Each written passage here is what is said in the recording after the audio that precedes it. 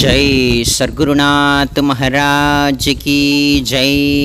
வெற்றிவேல் முருகனுக்கு அரோகரா, திருச்செந்தூர் முருகனுக்கு அரோகரா, கார்த்திகேய சுவாமிக்கு ஜெய்.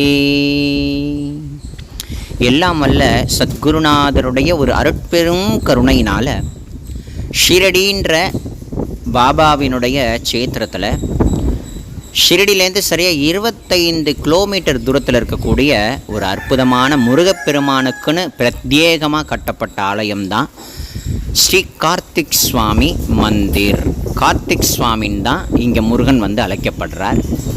ரொம்ப விசேஷமான முருகப்பெருமானுடைய ஆலயம், ரொம்ப முக்கியத்துவமான ஆலயம். இங்கே முருகப்பெருமான் 6 அதாவது தலைகளோடு 12 கரங்களோடு வேலோடும் மயிலோடும் ஒரு விளையாடக்கூடிய ஒரு அற்புத சொரூபத்தோட சுவாமி இங்கே இருக்கார் முருகப்பெருமான்.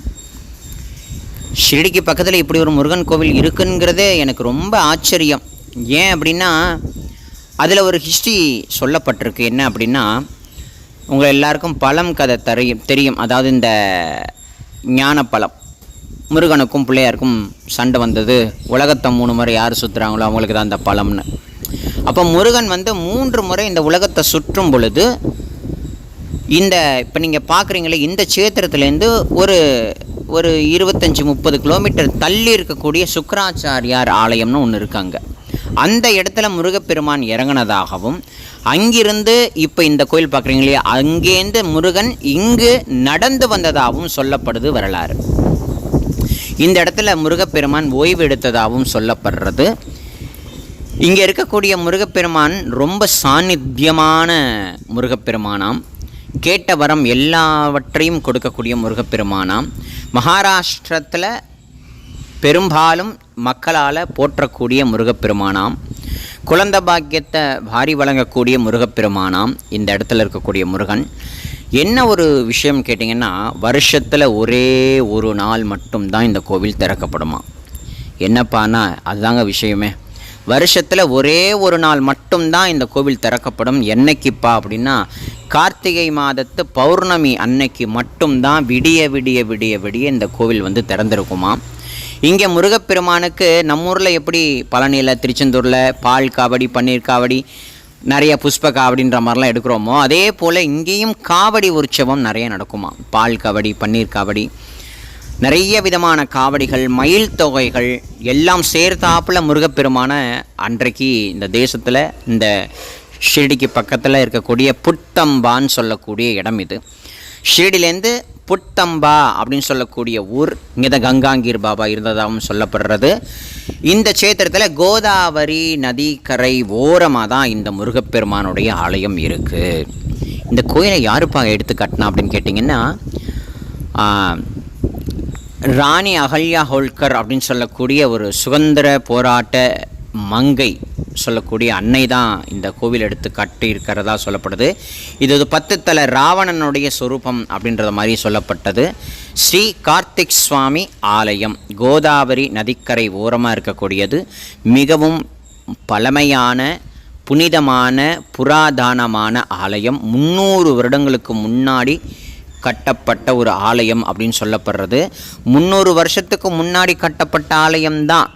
ஆனால் கட்டப்பட்டது என்னமோ 300 வருஷத்துக்கு முன்னாடி. ஆனால் அதுக்கு முன்னாடி இங்கே முருகப்பெருமானுடைய சாநித்தியம் இருந்ததாகவும், முருகப்பெருமான் இங்கே வந்து நடந்து வந்து அமர்ந்ததாகவும் சொல்லப்படுறது அப்படின்றது வரலாறு. ரொம்ப முக்கியம், தரிசனம் பண்ணிக்கிங்க.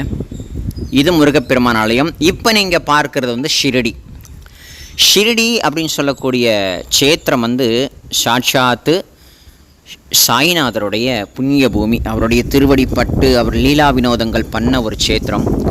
சாயி இந்த ஷிரடின்ற ஊரை தேர்ந்தெடுத்ததுக்கு காரணம் சரியாக எல்லாராலையும் சொல்லிட முடியாது, ஆனால் ஓரளவு யூகிக்கலாம். ஏன் அப்படின்னா, ஷிரடின்ற இந்த பூமி வந்து கோதாவரி நதிக்கரை ஓரமாக இருக்குது. இந்த கோதாவரி நதிக்கரை ஓரமாக தான் எண்ணற்ற மகான்களுடைய சமாதிகள் உண்டு.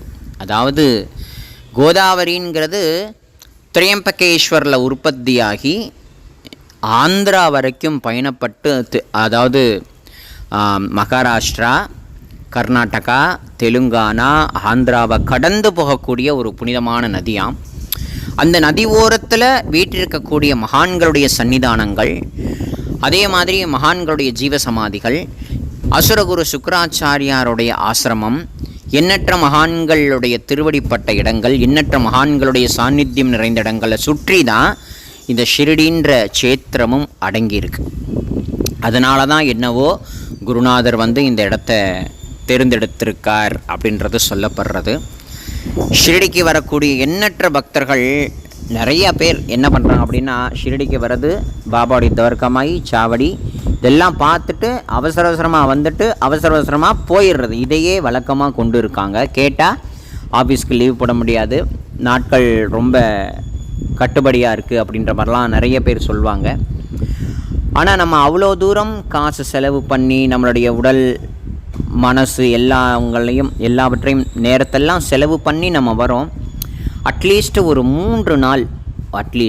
3 நாள் இந்த சாய்நாதருடைய திவ்யமான சேத்திரத்தில் இருந்தால் ஒரு அப்சர்வேஷன் கிடைக்கும் நமக்கு. அப்படின்னா அந்த சாய்நாதருடைய சாநித்தியத்தை நம்ம ஓரளவு ஊகிக்கலாம். அவருடைய வேப்பமரம், அவருடைய பூட்டிவாடான்னு சொல்லக்கூடிய பூட்டிவாடா, இங்கே தான் சுவாமியனுடைய சமாதி இருக்குது. இது வேப்பமரம், பாபா 16 வயது பாலகனாக உட்கார்ந்த வேப்பமரம். ரொம்ப அற்புதமான திவ்யமான சேத்திரத்தை சுற்றி தான் அந்த முருகப்பெருமானுடைய ஆலயமும் இருக்குது.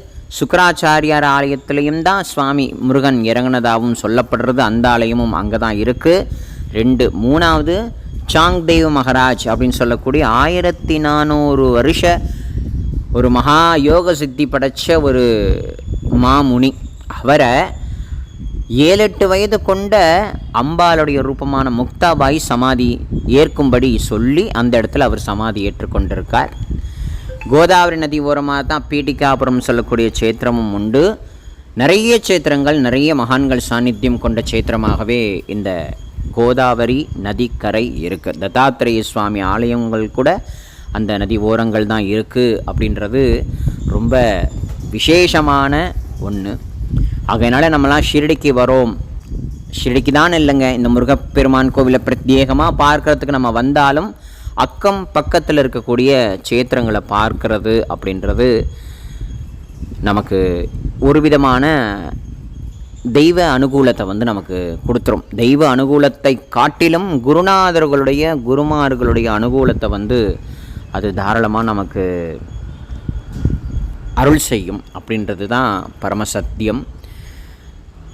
அடியன் ஒவ்வொரு முறையும் போகும் பொழுதும் ஒவ்வொரு விதமான இடங்கள் புதுசாக பாபாவுடைய அருளால் தென்படக்கூடிய சுவாமி காட்டக்கூடிய ஒவ்வொரு இடங்களுக்கும் போகிறது வழக்கம்.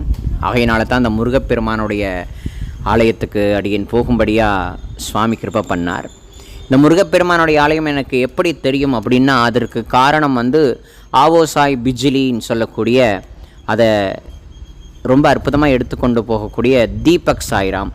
அவர் தான் அந்த இடத்துக்கு முதல்ல பாபாவுடைய வழிகாட்டுதல் பெயரில் அடியவர்கள் மூலமாக தெரிந்து கொண்டு போனார். அப்புறம் அதை அடியன் ஃபாலோ பண்ணேன். ஸோ அதை ஃபாலோ பண்ணது மூலமாக தான் அடியனுக்கும் அந்த ஒரு சந்தர்ப்பத்தை சுவாமி காமிச்சு கொடுத்தார். ஆகையினால் தீபக் சாய் அவருக்கும் அவருடைய டீமுக்கும் அடியனுடைய மனமார்ந்த நன்றிகளை தெரிவிச்சுக்கிறேன். அவரையும் எனக்கு காமிச்சு கொடுத்த டாக்டர் வின்னியம்மா, அப்புறம் சத்குரு சாய்நாதர், எங்கள் அம்மா ராதை, எல்லாருக்குமே என்னுடைய மனமார்ந்த நன்றிகளை அடியன் தாராளமாக தெரிவிச்சுக்கிறேன். இது போன்ற அநேக இடங்களை நம்ம தரிசிக்கணும். ஒவ்வொரு இடங்களுக்கும் போகும் பொழுதும் அந்த இடத்தினுடைய சாநித்தியத்தை பற்றி தெரிந்து கொண்டு போனால் அதனுடைய மகத்துவமே வேறு. பாபாவினுடைய ஒரு அற்புதமான 60 ஆண்டு காலம் வாழ்ந்த பக்தர்களுக்காக ஏங்கி தவித்த ஒரு உன்னதமான இடம். இந்த பிரபஞ்சத்துக்கே ஒரு தாயாக இருக்கக்கூடிய ஒரு வீடு, துவாரகா மாயி அப்படின்னு சொல்லக்கூடிய சாநித்தியமான இடம். மனசுக்கு நிம்மதியையும் உடலுக்கு ஆரோக்கியத்தையும் ஆத்மாவுக்கு ஒரு புத்துணர்ச்சியையும் கொடுக்கக்கூடிய ஒரு வைபவம் நிறைந்த இடம். வந்தவரை வாழ வைக்கும் புனிதமான துவாரகா மாயி வாழ்க்கையில் எப்படிப்பட்ட கஷ்டங்கள் நிறைந்த இந்த உலகத்தில் ஒரு முறை இந்த அன்னை துவாரகா மாயினுடைய அந்த மடியில் நம்ம உட்கார்ந்தோம் அப்படின்னா அவள் நம்மளை எப்படியாவது கடை தேற்றி விடுவாள் அப்படின்றது தான், காத்து ரட்சணை பண்ணுவாள் அப்படின்றது பாபாவுடைய திரு வாக்கு. ஆகையினால் இந்த முருகப்பெருமானுடைய ஆலயம் சுவாமியோட கிருப்பையால் கிடச்சிது. அதே போல் இந்த ஷிரடி சேத்திரத்தையும் உங்களுக்கு அந்த வீடியோ போடும் பொழுதும் இதையும் காட்டணுங்கிறது தான் என்னுடைய எண்ணம். அதையும் பாபா இப்போ பூர்த்தி பண்ணி வச்சுருக்கார். ஆகையினால் தமிழ் கடவுள் முருகப்பெருமானுக்கு தமிழ்நாட்டில் மட்டும்தான்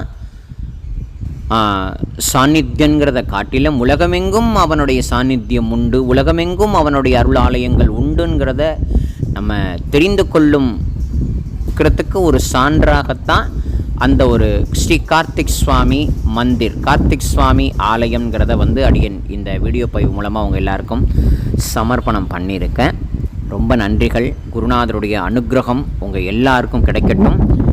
முருகப்பெருமானுடைய அனுக்கிரகமும் உங்கள் எல்லாருக்கும் கிடைக்கட்டும். காரண காரியம் இல்லாமல் எந்த ஒரு நிகழ்வும் நிகழாது. எல்லாமே குருநாதருடைய ஒரு அருட்பெரும் கருணை, கந்தன் கருணைன்றதை போல குருநாதனின் கருணை. குருநாதனே கந்தனாக வந்தார், கந்தனே குருநாதனாக இருக்கார். அதனால் குரு என்ற சப்தத்துக்கு எல்லையே கிடையாது. அப்படிப்பட்ட குரு வாழக்கூடிய புண்ணிய பூமி இந்த ஷிரடி. எல்லோருக்கும் மிக்க நன்றிகள். சாய்ராம்.